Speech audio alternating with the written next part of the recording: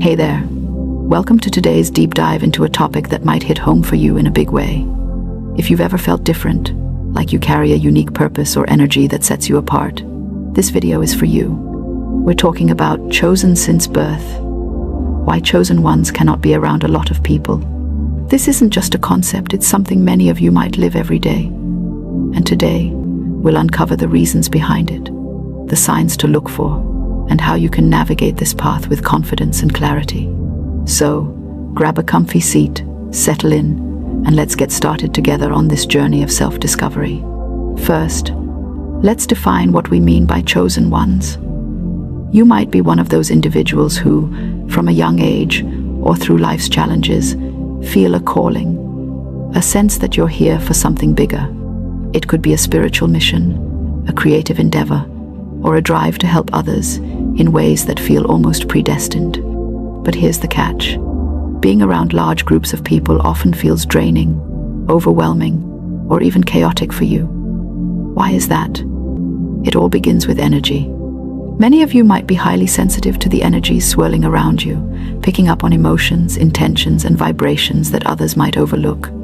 Imagine walking into a crowded room and feeling every conversation, every mood, every unspoken tension, like a wave crashing over you. For someone not attuned to this, it's just background noise. For you, it's a full-on sensory overload that can leave you reeling. This sensitivity isn't a flaw, it's a gift, but one that requires you to set boundaries to protect it. Historically, figures like prophets, mystics, and visionaries often sought solitude to connect with their purpose. Think of Moses retreating to Mount Sinai to hear divine guidance, or artists like Van Gogh locking themselves away to pour their souls onto canvas. The constant buzz of a crowd can drown out that inner voice, guiding you toward your destiny. So, if you've ever felt the need to step away from social gatherings, it might not be shyness or introversion. It could be your soul safeguarding its mission. You're not avoiding people out of dislike. You're preserving the space where your true purpose can thrive. Let's break this down with some key reasons why this happens to you. First, energy absorption. You might act like an emotional sponge, soaking up the feelings of those around you. In a room full of people, you could take on others' stress, anger, excitement, or even joy, which can leave you exhausted by the end of the day. Research on highly sensitive people, estimated to be about 15 to 20% of the population, shows they process stimuli more deeply, including social interactions. For you, as a chosen one, this sensitivity is amplified because your purpose demands a clear mind and heart. Cluttering your energy field with external noise hinders your ability to hear that inner call, making solitude a necessity rather than a choice. Second, distraction from purpose.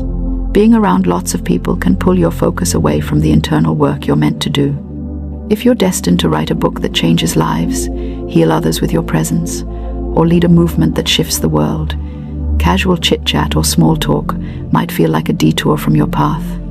Have you ever felt guilty for skipping a party to be alone with your thoughts? That might be your chosen nature at play, urging you to prioritize your mission over social obligations. It's not about rejecting connection, it's about channeling your energy where it matters most. Third, the need for alignment. You often thrive in environments that mirror your inner state of peace and purpose. Crowds, with their unpredictable energies and shifting dynamics, can throw you off balance. Solitude or small intentional gatherings allow you to recharge and align with your higher calling. This isn't isolation for isolation's sake, it's a strategic withdrawal to maintain your power and clarity. You might find that a quiet walk in nature or a deep conversation with one trusted friend restores you in ways a crowded room never could. Now, let's talk about the signs you might be one of these chosen ones. Do you feel a deep sense of responsibility, even when others don't recognize it? Maybe you've had experiences, vivid dreams, sudden intuitions, or synchronicities that feel like messages from something greater.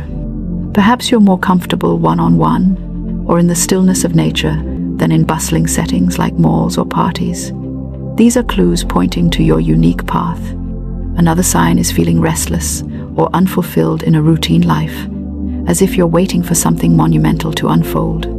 If this sounds familiar to you, know that you're not alone. And it's not a burden. It's a signal that your journey is different. And that difference is your strength.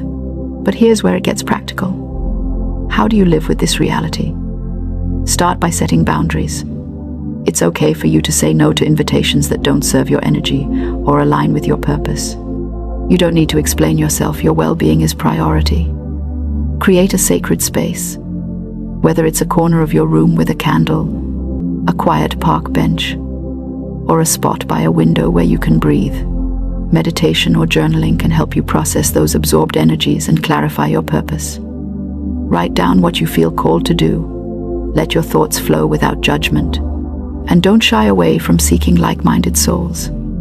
Even you, as a chosen one, need a tribe. Just a smaller, more intentional one, where you can share and grow. Let's address a common misconception you might encounter. Some might think this means you're antisocial, or that you consider yourself superior to others. That's not true at all. This is about energy management, not judgment. You're not avoiding people out of arrogance, but out of necessity to fulfill your role. Think of it like a phone battery. Constant use in a crowded setting drains it, but selective charging in solitude keeps it ready for the big call. You're not better than anyone. You're just wired differently, and that wiring serves a higher purpose. Now, let's dive into a story to bring this to life and help you see yourself in it. Imagine a young man named Elias. From childhood, he felt different, seeing flashes of light when he closed his eyes, sensing people's pain before they spoke. As he grew, crowds overwhelmed him, leaving him with headaches and a foggy mind. One day, he retreated to a quiet cabin in the woods, determined to figure out why he felt this way. There, he started writing poems at first, then stories, then a book that later inspired thousands to find their own paths. Elias realized his gift needed solitude to flourish, and that realization changed his life. His story might mirror your own, showing you how your path can unfold when you honor your need for space. This brings us to the spiritual angle, which might resonate with you deeply. Many spiritual traditions suggest you're born with a specific frequency, a vibration that aligns with a higher purpose. Being around too many people can dilute that frequency, like static on a radio trying to tune into a clear station. Ancient texts, like the Bible with its stories of prophets retreating to the wilderness, or Vedic scriptures describing sages meditating in caves, often depict chosen figures stepping away to hear divine guidance. Science might call it heightened sensitivity or an overactive nervous system. Spirituality might call it destiny. Either way, the pattern holds true for you, suggesting your discomfort is a sign of your unique calling. So, what does this mean for you in your daily life? If you resonate with this, embrace it. Your discomfort around crowds isn't a weakness. It's a sign of your strength and your sensitivity to the world around you. Use it to fuel your journey. Maybe you're here to create art that moves people, to teach wisdom you've gained, or to heal with your presence. The world needs that from you, but it needs you at your best, not drained by endless social demands or scattered energies.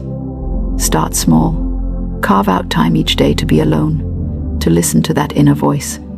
It might whisper at first, but with practice, it will guide you clearly. Let's explore how you can turn this into action. Begin by observing your energy. Next time you're in a group, notice how you feel before, during, and after. Does your chest tighten? Do you feel a headache coming on? That's your body telling you it's time to step back. Then, experiment with solitude. Try 10 minutes of silence with no phone, no distractions, just you and your thoughts.